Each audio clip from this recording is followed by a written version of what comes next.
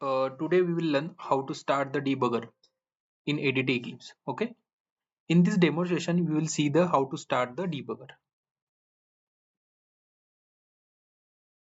The keyword shortcut shown here designed by using the operating system Microsoft Windows or Linux. If you are working with Apple Mac, you might be need to choose the command tab instead of control. Okay. First of all, press Control Shift A for searching purpose. Those objects you want to debug. Search your object and open your object first.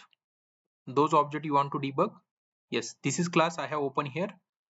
I want to apply debugger at 46 number line. Okay, select the 46 number line, right click and press toggle breakpoint. Select this toggle breakpoint. See, in this 46 number line, debugger is applied. The line contain the breakpoint has green background. This is the current debugger. Okay, means these lines, from these lines you can start your debugging. Okay, thank you all. Thank you.